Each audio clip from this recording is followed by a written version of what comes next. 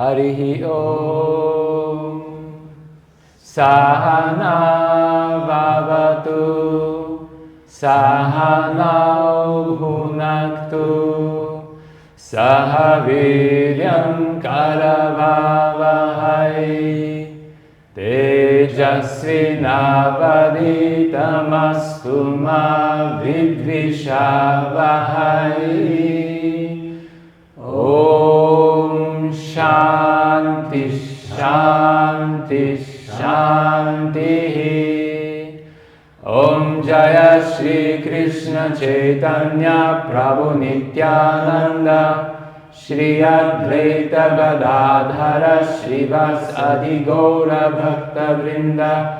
Hare Krishna Krishna Krishna Hare Hare, Hare Rama Rama Rama Hare Hare. Hare Krishna. Thank you all for coming. So we start with our studies of Rupa Goswami's Laghu Bhagavatamrita. You got the study guides? Yes. Okay. Introduction. Sri Chaitanya Mahaprabhu ordered his disciples, Rupa and Sanatana Goswami, to compose transcendental literatures in order to spread love of God and uplift mankind.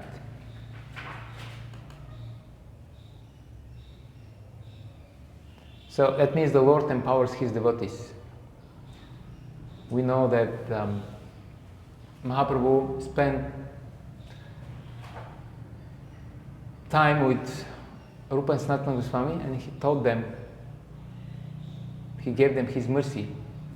In Chaitanya Charitamrita there are descriptions of conversations between Mahaprabhu and Sanatana Goswami, Rupa Goswami, and the Lord had planned for them. He wanted the Goswamis, specifically Rupa and Sanatana, and Jiva Goswami also, to write the books, because Mahaprabhu himself, he didn't write books. So he used his servants as his instruments. And I think this is very significant because it shows, first of all, that the Lord is not eager to do everything himself. The conditioned souls, often we are very attached to our position, to our opulence, if we have any, and we're not so keen to share and to give opportunity to others.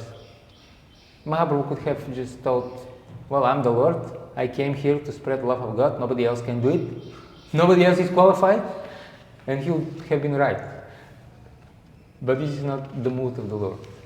He wants to share his glory with his devotees. Therefore, he empowered other people to write the books. He didn't just keep all the glory for himself.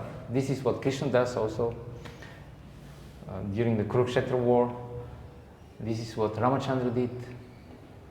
This is what Prabhupada did also.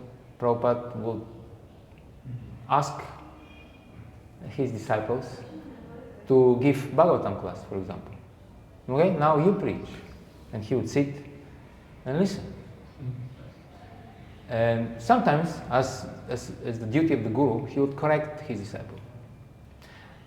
And also there was this famous letter, somebody was, Hare Krishna, somebody was complaining to Prabhupada, Hare Krishna, that, Hare Krishna, that there was something about the level of the Bhagavatam classes, or the level of the devotional service in the particular temple, and Prabhupada said the devotee was somehow not happy, and Prabhupada answered, don't try to be bigger Paramahamsa than your Guru Maharaj. I'm sitting here in Vrindavan, and I'm listening every day Bhagavatam class from my disciples, and I'm happy. So you don't try to be more advanced than me. So that's the point I wanted to make. Also, Bhaktivinoda Thakur, we know how Prabhupada said that Bhaktivinoda Thakur, he is Vaishnava, that means he's all powerful. He could have, it's funny, I'm talking in English.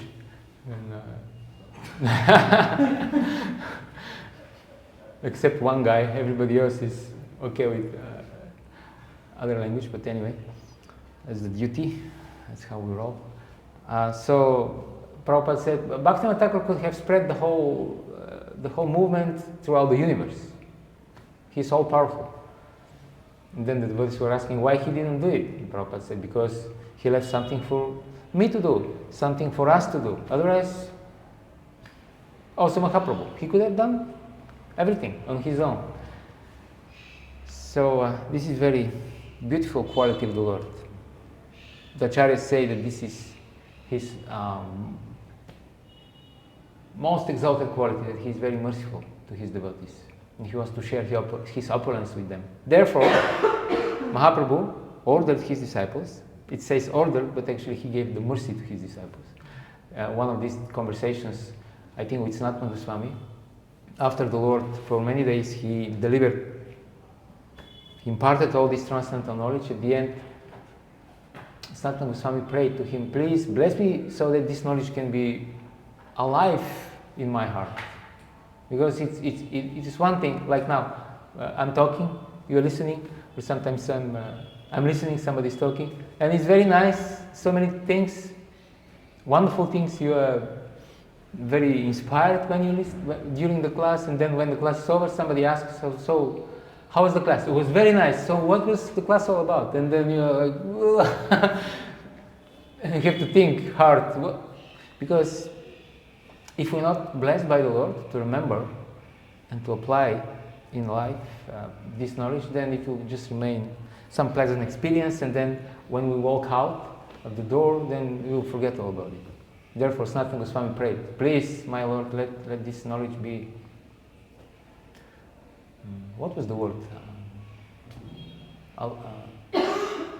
Revealed in my heart. And also, if you remember, during in Bhagavatam, the Chaturshloki, when Krishna imparted the whole knowledge, the whole spiritual, transcendental wealth in 4 verses, before he started the introduction to Chaturshloki, the Lord blessed Brahma. He told him, let now this, all about me, everything, be revealed in your heart. By my mercy, whatever I say now, it won't just, how we say in our language, it comes here and goes away the other way. It would actually stick, remain in your heart, and you'll be able to realize it and apply it. So this is the beginning.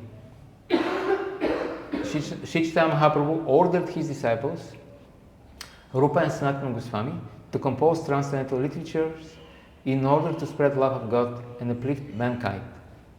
Okay, so this is Mahaprabhu, incarnation of Krishna, the golden avatar, and he has these direct disciples, the 6 Goswamis. Foremost amongst them are Rupa and Sanatana Goswami, and Mahaprabhu empowers them to write the books and to systemize, to codify the spiritual knowledge that he presents. Okay, that's what's happening. So now we're going to study one of these works that Rupa Goswami wrote. It is called Laghu Bhagavatamrita. Laghu means small, light. Bhagavatamrita means, Amrita means nectar. Bhagavata refers to Srimad Bhagavatam. So this is the nectar of Srimad Bhagavatam. Because Bhagavatam is a very large work. How many verses in Bhagavatam? 18,000. We all know you know. Okay, how many verses in Bhagavatam? 18,000. 18,000. And this is a large work, so it is difficult to study. So therefore, Sanatana Goswami extracted the essence of Bhagavatam in his work Brihad Bhagavatamrita, which is the big Bhagavatamrita. And this work is in a novel form. It's a story, and contains two main stories. What happened when Shukadeva Goswami spoke the original Bhagavatam to Maharaja Parikshit, 18,000 verses. At the end, Shukadeva Goswami just spoke everything. He stood up and left.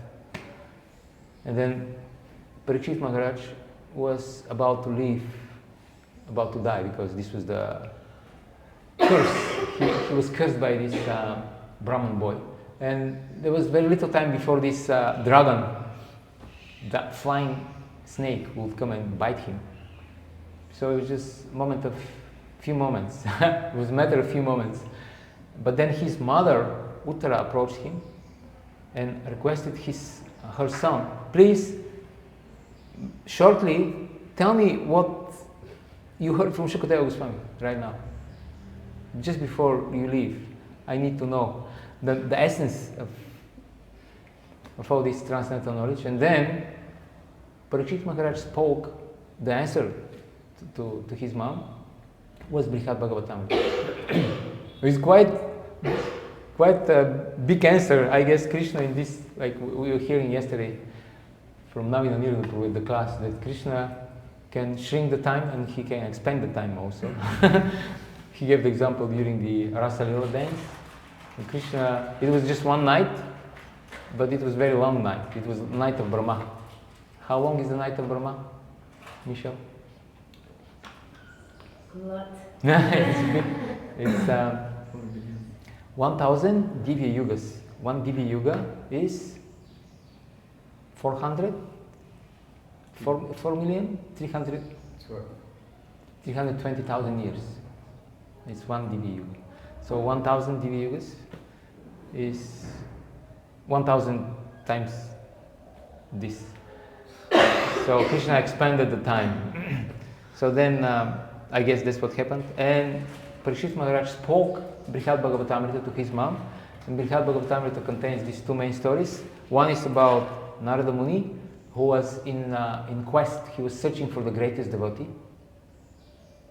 Who is the true recipient of Krishna's mercy? That was his task. And first he started by observing, in one holy place in India, he observed there were gathering of great sages. And then one Brahmin appeared there. He came, he installed on the bank of the river his deity, and then he worshipped the deity, and then he distributed lots of prasadam to all the brahmanas. And then Narada Muni was so inspired, he went up to him and he told him, you are the true recipient of the mercy of the Lord. You are the greatest devotee. And this Brahmana, he was very shy and embarrassed. And he said, no, I am not the one you think I am.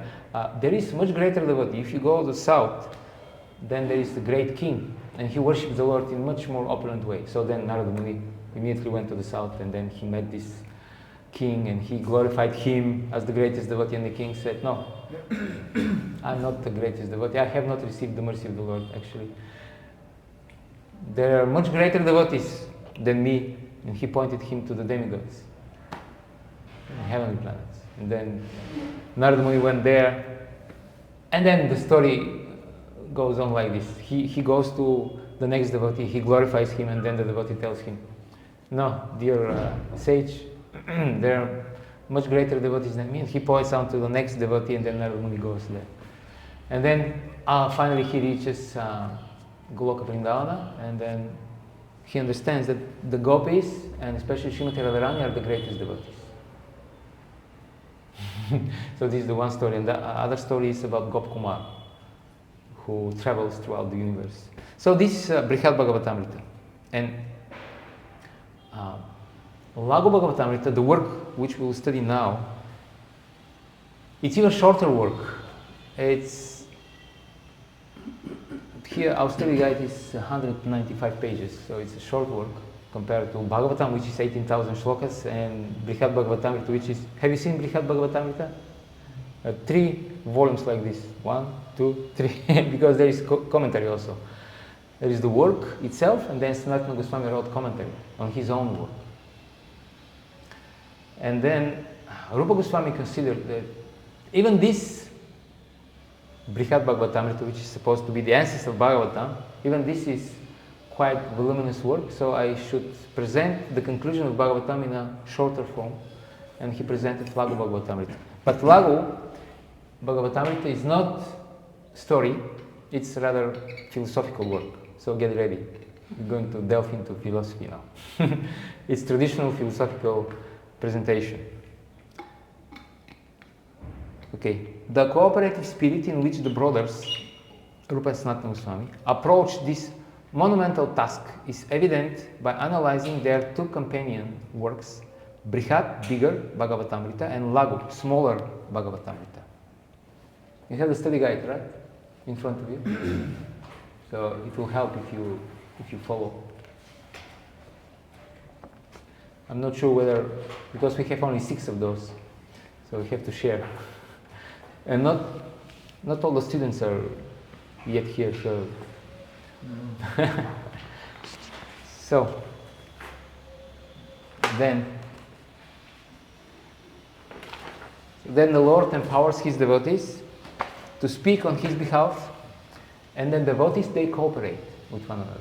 They don't just go their separate ways. Okay, I'm empowered by the Lord. He personally gave me the order. I have to write books, and he just Ribo. The wasps here. And then he just goes out somewhere and starts his independent project. He decides on his own, I'm going to write this and these books. Don't interfere. The Lord personally told me I have to write books, so I don't care what you say. That's not what they did. They cooperated and they divided the task. So one of them wrote the Brihad Bhagavatamrita, the other one wrote the small, Laghu. And then we continue with the study guide. Are you following? This is the introduction. Second paragraph. The Brihad Bhagavatamrita. Follow? Okay. Introduction. Second paragraph. The Brihad Bhagavatamrita is a definitive presentation of the distilled essence of Srimad Bhagavatam. It is widely considered Sanatana Goswami's magnum opus. In it, he extracts the nectar, Amrita, of the Lord's pastimes and relationships with his devotees. What need is there, then, of another book with the same title and claiming to serve the same purpose? Srila Rupa Goswami answers this in the invocation to his book Laghu Bhagavatamrita. He insists that not to speak of the Bhagavatam. The original Bhagavatamrita is so long and complex that many Vaishnavas may have difficulty studying it. Quote, that nectar which my master is Sanatana Goswami, this is his older brother.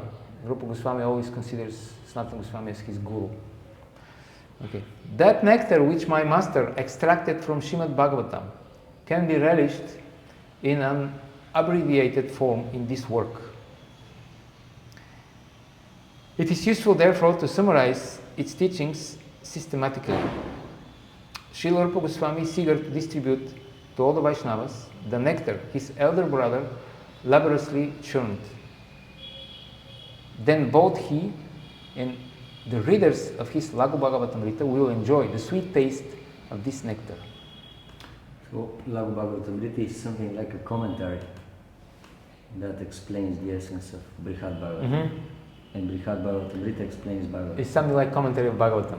But it's not the traditional type of commentary, because the traditional type of commentary, Bhashya, Tika, etc., it follows like this. You have the original verse of the author, your guru, because you never comment upon something. Maybe Tusi, you move a little bit because Mataji cannot. She has to. Okay, but okay, right. No. Thank you. The traditional commentaries, you have let's say like, for example, Jayaveta Maharaj, he commented on a book of the Old Testament.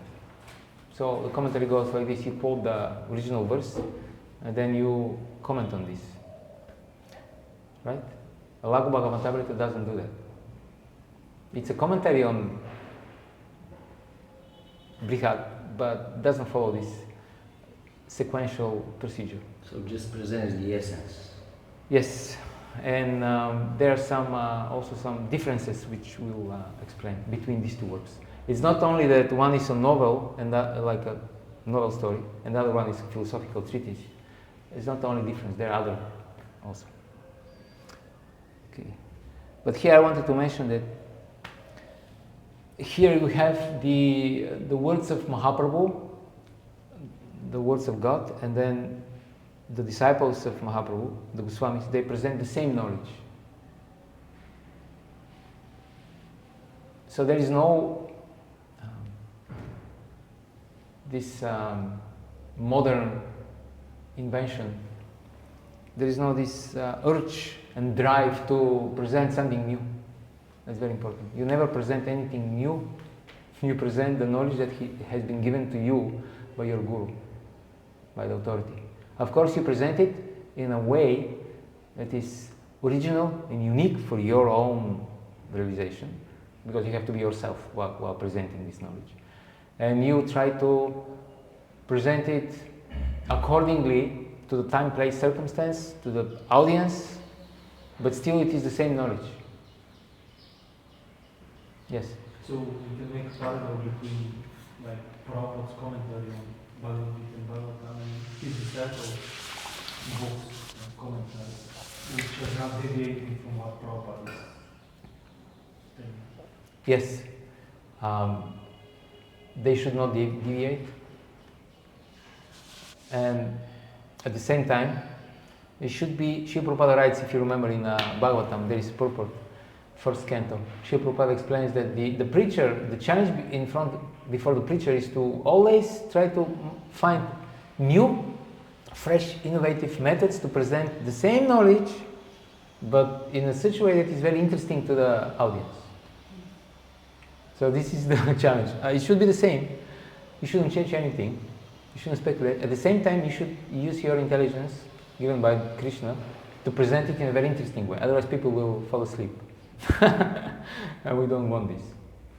Or people will just think, well, this is some strange, awkward thing. Okay, we continue. The overlap between Rupa and Sanatana's teachings do not end there. It is also worth noting that the content of Rupa Goswami's book mirrors to a large extent Lord Chaitanya's instructions to Sanatana Goswami, which took place on the bank of the Ganga in Varanasi, as recounted in Chaitanya Charitamrita Madhya 20. This chapter, entitled Lord Sri Chaitanya Mahaprabhu Instructs Sanatana Goswami in the Science of the Absolute Truth, appears to have been based on the Laghu Bhagavatamrita, for it unfolds in identical fashion and quotes the book extensively. So here we're talking about Chaitanya Charitamrita. There is a chapter there which is entitled Lord Sri Chaitanya Mahaprabhu Instructs Sanatana Goswami on the Science of the Absolute Truth. And this chapter of Chaitanya Charitamrita is very closely related to Laghu Bhagavatamrita. Okay, the brothers' work differ in key ways, however. Next paragraph. The first concerns their initial premise, or philosophical starting point. The Brihad Bhagavatamrita takes for granted that Yashodanandana Shri Krishna is the Supreme Personality of Godhead, the source of all incarnations. So this is the large work, that's Sanatana Goswami's work, Brihad Bhagavatamrita. There we take this for granted. Vraja Krishna is the Supreme Absolute Truth. There is no higher form of Godhead than Him. He is the origin of all incarnations. And Brihad Bhagavatamrita doesn't bother establishing this point. It is understood that everybody accepts this. The readers know this. They are familiar with all the proofs, all the preliminary work is done. They're convinced about this, so now we just start from this point onwards. But the work that we're going to study, Laghu Bhagavatamrita, doesn't make this premise, doesn't accept this initial premise. Sanatana's work sidesteps such considerations of theological supremacy in favor of his primary concern, in whom and in what realm is love for the Supreme Person most intimately known. So this is his goal. He wants to delve into this subject. Who is the greatest devotee? What is the greatest manifestation of pure love for Krishna? And where this is all taking place? Where is the place, and who are the people who experience this highest love for Krishna? He doesn't deal with why Krishna is the Supreme Lord. He doesn't deal with this. This preliminary task of validating Vraja Krishna's position as the summum bonum was left to Sanatana's younger brother, Sri Rupa. This Laghu Bhagavatamrita thus aims at proving by scriptural evidence that among all the forms of the Lord, Sri Govindaji is the fullest expression of transcendental sweetness and quality. So this is the main premise, the main topic of Laghu Bhagavatamrita. Why Krishna, Vraja Krishna, is the Supreme Lord. Why there is no truth superior to him. Like Krishna says in Bhagavad Gita, Matat Parataram Nanyat Kinchit Asti. There is no truth superior to me. So why is this? We accept this as axiomatic truth, as a priori truth. But why is this so? So now Rupa Goswami will explain why this is so. Because some people don't accept this. First of all, many people don't accept that Krishna is the Supreme Lord. Many people also, although they accept Vishnu and Narayana, they are Vaishnavas, but still they think that Krishna is an avatar of Vishnu. They think that Vishnu is the Supreme. He's the Bhagavan Swayam, and Krishna is expansion of Vishnu. So, for all these people, is this book. And also there are other people that are meant to study this book. Because some people, for example, we the Gaudias, what is our reasoning? Why Krishna is the Supreme Lord? We say that He is the Supreme Lord because He has unique qualities which don't appear even in Narayana, in Vishnu. Who are those qualities?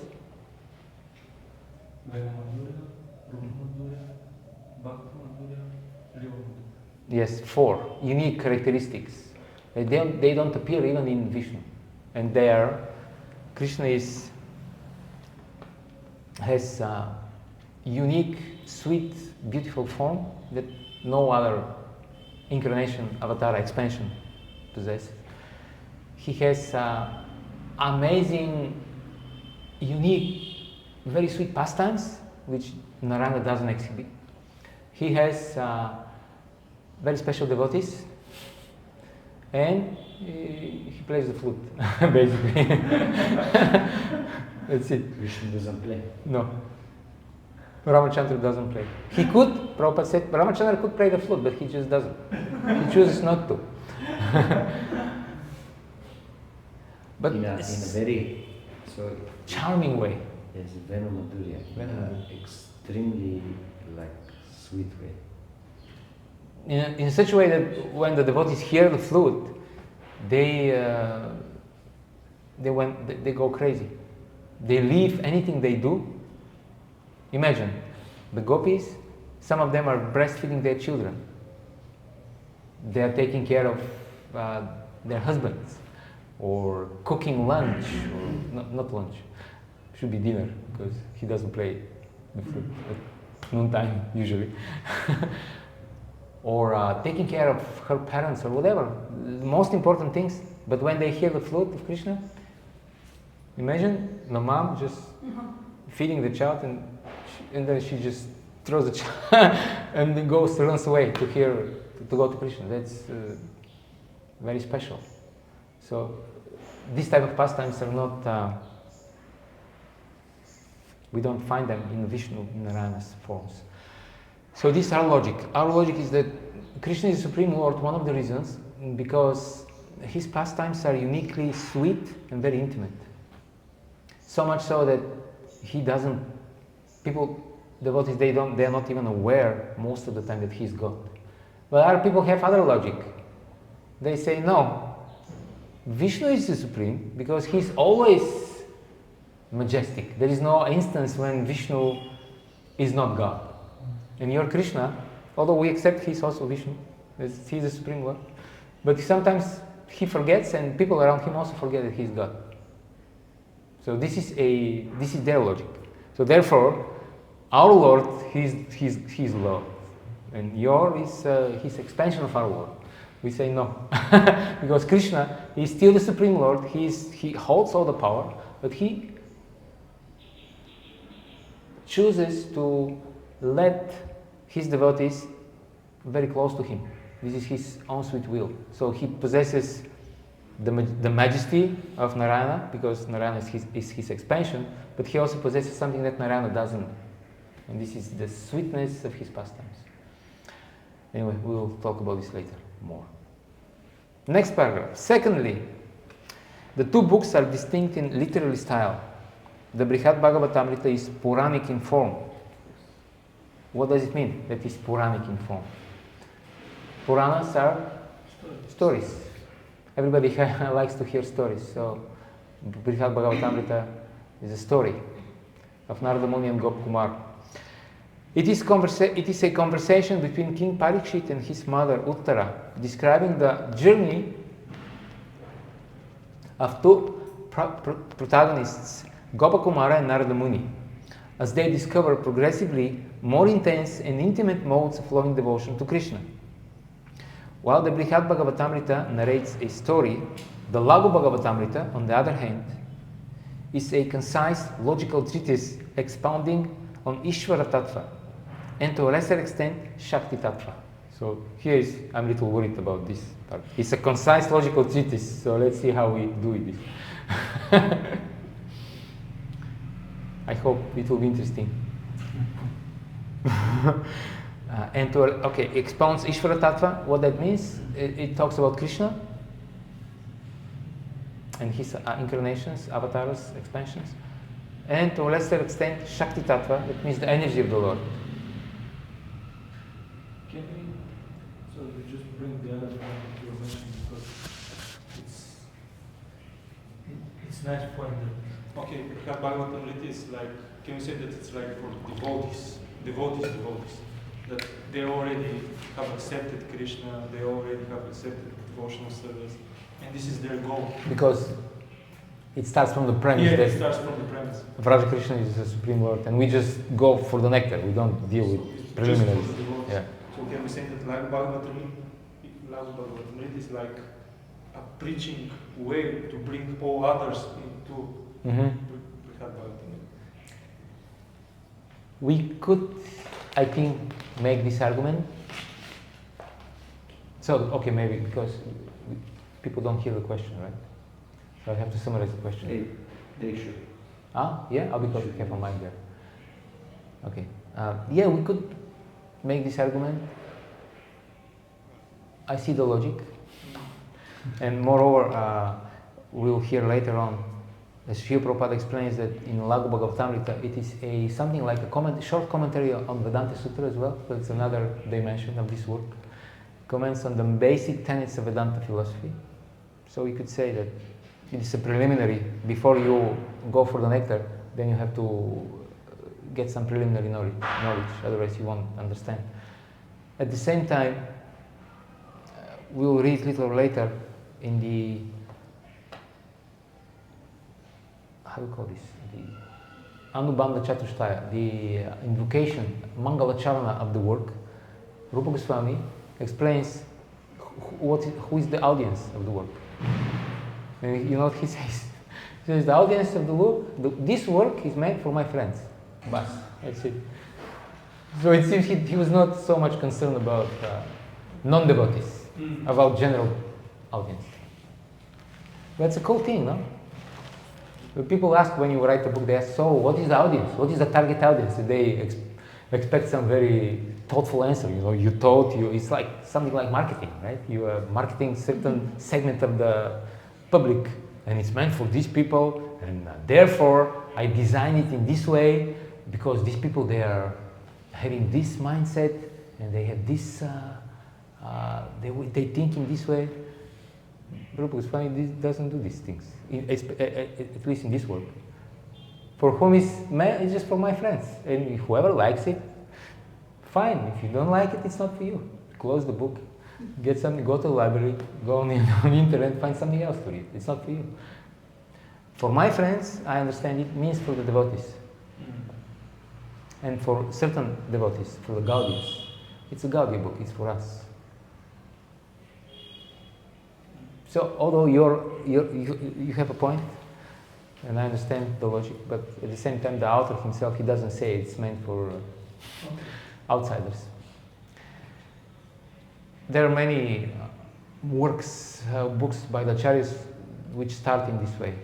They define actually all the books, they start in this way. They define the subject, they define what is the result of studying the book. There is a Shruti Pala, what is the blessing. If you study this book, you will get such and such blessings. And then there is the audience described. Who should read this book? And usually it is for devotees. And there is sometimes also a warning. Unless you are a devotee, don't touch this book. Because it will produce opposite result. And even some acharyas, they say there is a curse if you read this book, and you're not a devotee. Why? Because sometimes these works are very confidential. They describe some intimate aspects of Krishna's pastimes. So the non-devotees, by default, they will misinterpret. They will understand in a perverted way. Yes? So if you're just not a pure devotee yet, could you read it? Yes. I mean, you mean this work, Laghu? Yes, you can.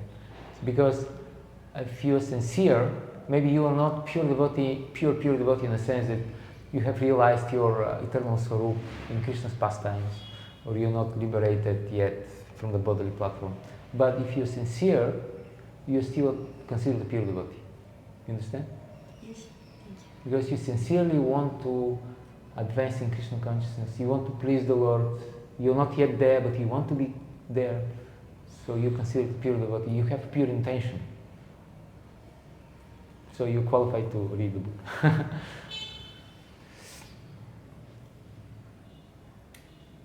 I remember even in Chaitanya Charitamrita in the beginning, Krishnadas Kaviraj Goswami, he does the same thing. He says that it brings me great joy, very special happiness to know that the dry logicians, they will never be able to understand this work that I'm writing. It's a special rasa, special happiness I get. And let them not understand. Let this work be forever closed for them. Okay, secondly, the two books are distinct. Okay, in literary style, the Brihad Bhagavatamrita is Puranic in form. It is a conversation between King Parikshit and his mother Uttara. We read this already. Moreover, Srila Prabhupada comments that the Laghu Bhagavatamrita was especially written to counter the preaching of Shankaracharya. So this is your point, Ishwar Chandra. He writes in a Chaitanya Charitamrita purport. Srila Prabhupada writes, in his Laghu Bhagavatamrita, Srila Rupa Goswami has refuted the charges directed against the devotees by Sripada Shankaracharya regarding their explanation of the quadruple forms Vasudeva, Sankarsana, Pradyumna and Aniruddha. Devotees completely believe with strong faith that Narayana is transcendental and has inconceivable proprietorship of various transcendental potencies.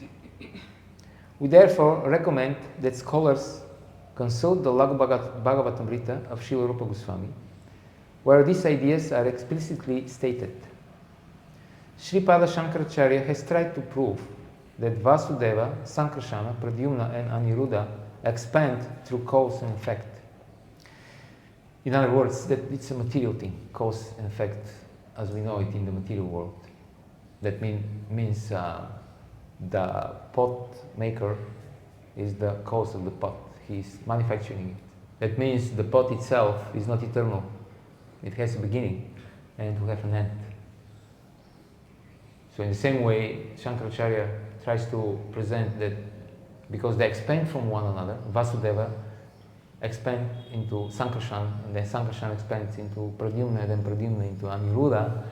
He is trying to prove that since they have beginning, they are not eternal, they are not spiritual, and the whole thing is just something manufactured by the Vaishnavas. That's his point. So Laghu Bhagavatamrita will deal with this and will explain that this is incorrect, it's false, and all the expansions of the Lord are equal to the Lord. They are the same as the Lord. They are completely transcendental. The example given is you light a candle, and then the original candle from this candle, like we go in the temple and we light our ghee lamps. So there is always a candle. So we light our ghee lamps from this is the original one, but they're equal at the same time because it's the same fire, the same flame. So this is the original one, Krishna, but they're also the same because they're the same God. Only that by His sweet will, He decides not to reveal all of His transcendental qualities in all of His expansions. That's the only difference. Not that He cannot do it, He can, but He decides according to this pastime, according to these people, these devotees, I will reveal only half of my potency because there is no need. And also the devotees sometimes they cannot they will become overwhelmed because they have different mood. They want to worship me in awe and reverence, so I'll just reveal this part of my qualities, my majesty, my power, my influence, my opulence. I won't reveal my intimate dealings because, also when you deal with people, normally healthy, psychologically developed individuals, when they deal with other people, they deal with them according to how the people react to them. That's what you learn when you distribute books on the street. You deal with people accordingly. So if you see that people, they want to be formal, they are comfortable being more reserved, you don't impose yourself with some very fancy emotional stuff, right? You don't do that. Otherwise people will think you're weird, no? In a formal setting, you don't just go and pat people on the back and you're supposed to be formal, reserved. That's how people understand you're a normal person. If you transgress your boundaries, then people will start thinking, well, this guy's, maybe he needs some mental assistance or something. So Krishna, also when he's with his devotees, is very much aware how the devotees want to worship him. Therefore in Bhagavad Gita, Krishna says, Ye tamam prapadyate tam tataiva bhajamiham. The way you approach me, in the same way I reciprocate. So if the devotees are very formal and reserved, then Krishna will deal with them in the same way. But with his own very close devotees, then he will be more himself. Yeah. Yes? That raises a question. So isn't it like one can say, okay, so that means that Krishna is fine with whatever you have towards him. He will not push you to become more pure and more advanced. Like, okay, he's formal with me, so I'll be formal with him, and that's it. Mm-hmm. It's like Krishna will not. Okay, but it can be more. We can have more Deep associate. One can. It's a very interesting question. It's a very deep question because in one, Can you repeat the question is, can we say that Krishna is completely fine with whatever approach the soul has towards him, whatever mood the soul has, the devotee has towards him? Krishna is satisfied and he doesn't encourage the devotee to develop in his understanding relationship mood towards him. That's the question. How do you answer to this? Well, in one sense, yes.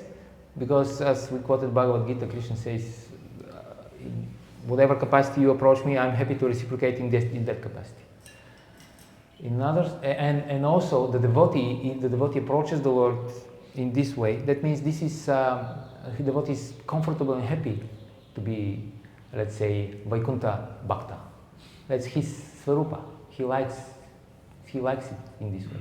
Therefore, when Gopkumara goes to Vaikuntha and he tries to embrace Narayana because he thinks Narayana is my Krishna, he's my worship, he's my friend, but my buddy.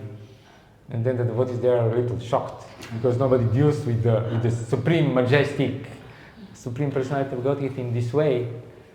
And there are three groups amongst them. They all immediately divide in their response to Gopkumara is threefold. So some of them, they say, no, we don't do this here, please.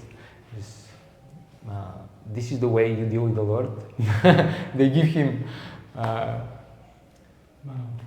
the padati, right? We have the word there, Vaikuntha Bhajan Padati. Then they explain to him, that's how you deal with the Lord. Some of them, they say, no, but it could be, we understand where he's coming from. They're more accommodating. And some of them are, yeah, that's completely okay, actually. Because although we won't do it ourselves, but we understand that there are other ways to approach the Lord. And so the point is that if this is the Svarupa of the devotee, the Lord will not want to interfere with this type of affection that the devotee has towards him. Why the Lord will want this? Because the devotee is perfectly happy. Materially speaking, we discriminate between higher and lower, but in the realm of beyond bhava and prema, in a sense, there is no higher and lower because they are all perfect. Although Rupa Goswami explains, still, when we try to objectively study these all rasas, we have to come to the conclusion that the Madhura rasa is the best. But still, there is no difference between them. So in this sense, the Lord will not interfere because he knows my devotee likes me in this way. And although there are higher understandings and relationship, that's his Svarupa. But I guess in some other way, in some other cases, like with Gopkumara, then the Narayana and Ramachandra before that, they, if I remember correctly, they actually pushed kind of Gopkumara not to stay there but to continue. So if the Lord sees that this is not your original Svarupa and you belong to some other realm, higher realm, then he will push you. But if he sees that now this is you, then he's happy. Is this? Yeah. I remember that in the Nectar of Devotion it described that Krishna, although being one person, in the different situations he presents himself in a different light, like Dear Udatta, Dear Lalita, yes. Dear Odatta, and Dear Prashanta. Yes. So that means sometimes Krishna he'll take like very humble and peaceful role, and the devotee will say, I want to worship you in this way, and Krishna will say, yes, no problem. You're welcome. I'm completely happy. Yeah. But sometimes he can be a little bit aggressive, in a sense that devotee he will be on a certain spiritual level and Krishna will pull him. Pull him up? Yes. Oh yeah. So, Only that the pulling up can be quite, for example, Chitraketu Maharaj, his story, he was pulled up because Krishna couldn't tolerate any more separation from him. But the way he pulled him up, I'm not sure we want to be pulled up in this way. different ways to pull up. But in which tradition? In Shri Sampradaya, they have this eternal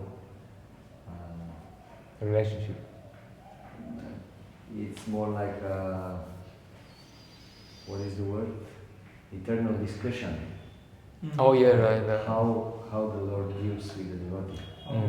And some say it's like a mother monkey with a small monkey, and others is saying it's like a cat with a small kitten. Yeah. So what's the difference? Well, the difference is that the mother monkey is there, and the small monkey should just grab the mother, and then the mother goes somewhere, and the monkey goes. Jumps from tree to tree, from branch to branch, and she's carrying the monkey, but the monkey has to actually halt on its own. So the mercy is there, but you have to catch the mercy, and then you will be pulled off. But in the case of the cat and the kitten, actually the kitten doesn't do anything. The cat just comes and grabs the kitten with his teeth and starts pulling him. And the kitten just... So Krishna, he can deal in both ways with the devotee. Sometimes he sees, oh, okay, this devotee, maybe he won't be able to survive this one, and he's happy. But sometimes he's manifesting in an aggressive way in the life of the devotee. Also another example is from Brihad Bhagavatamrita, when Gopkumara went to Vaikuntha and then he saw Narayana there. And the Lord was so happy to see him. And he told him, my dear friend, I was waiting for you for so long. And every lifetime, I was waiting this lifetime. Not this lifetime. He will turn towards me, finally. But you kept on breaking my heart. Every lifetime you had some other plans in your life. You didn't turn to me. So much so, and I was getting impatient, so much so that I decided to break my own rules that I created, that I don't interfere with the free will of anyone. And I personally appeared in your life as your guru. So that's how we know that the guru of Gopkumara, Jayanta, is actually incarnation of Krishna. And then I appeared, and then I gave you my mercy, and then all these things happen. So this is what Tulsi Prabhu refers to being aggressive, not in a bad sense. Aggressive means taking the initiative. But usually the Lord doesn't do that. He doesn't interfere with the free will, but sometimes he does. And yeah. Okay. He has compared them with earthen pots. Vasudhava Sankarsana Pradyumna Aniruddha. That is completely ignorant, however, for there is no such thing as cause and effect in their expansions. Chaitanya Charitamrita Adi 5:41 purport. We know the Ishopanishad introduction, invocation. Om Purnamada Purnamidam Purnat Purnamudachyate Purnasya Purnamadaya Purnameva Vashishyate, which means that the Supreme Lord is perfect and complete, and all the units that emanate from Him are also perfect and complete.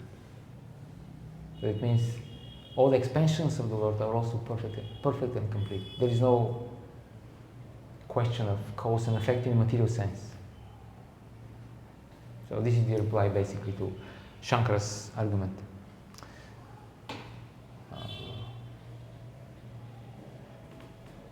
Moreover, Srila Prabhupada remarks that the Laghu Bhagavatamrita, we read this?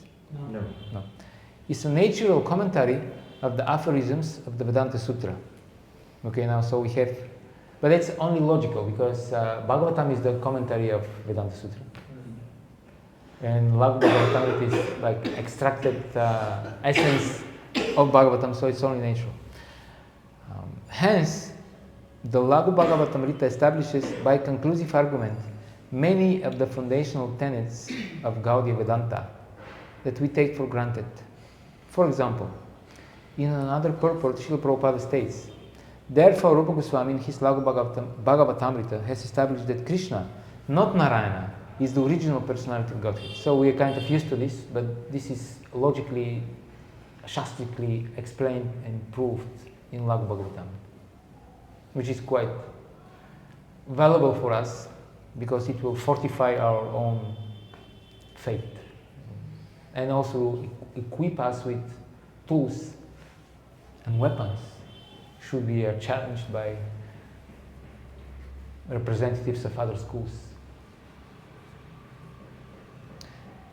In conclusion, we can say that the Laghu Bhagavatamrita thoroughly describes the categories of expansions of the Supreme Lord Sri Krishna. So Laghu Bhagavatamrita, the work that we will study, explains the science of Krishna and his expansions and his devotees. To gain a better understanding of the book, this study guide will take advantage of several resources. The first is Srila Baladeva Vidibhushana's detailed verse-by-verse commentary on Laghu Bhagavatamrita entitled Saranga Rangada, Delight for True Connoisseurs. It follows Degustator, connoisseur, това са такива дегустатори, които в живота им се стои в това да опитват. Sorry, I'm talking Bulgarian. Excuse me, Hare Krishna, it's supposed to be an English class.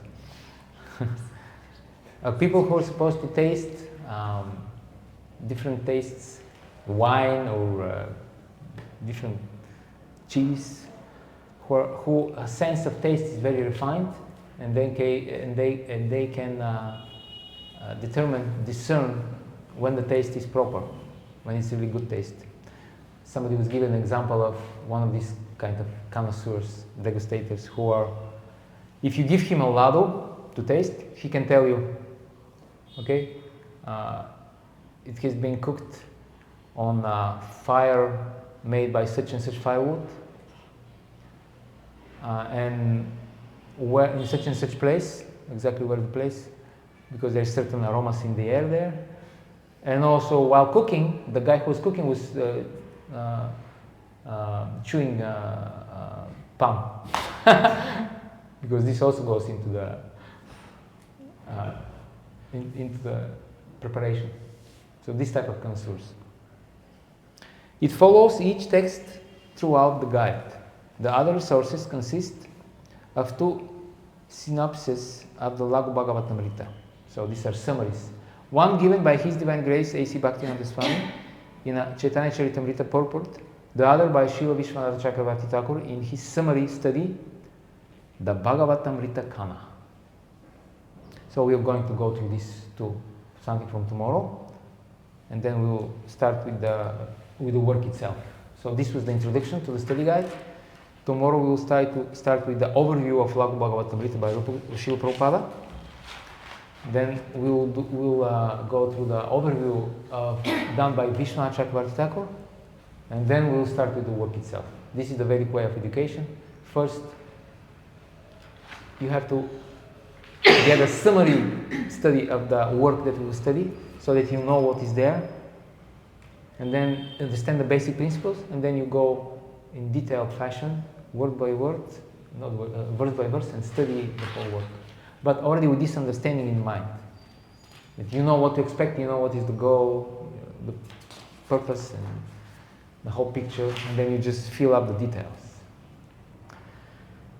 Thank you very much. Well, this is for now. Maybe just to mention that this is the whole study guide, although it's written part 1, but actually it's both part 1 and part 2 are set. So that's the whole study. Om Hare Krishna, Krishna Krishna, Hare Hare, Hare Rama, Rama Rama, Hare Hare. Srila Prabhupada ki jai, Samaveta Bhakta Vrinda ki jai, Jai Nitai Gaur Premanande.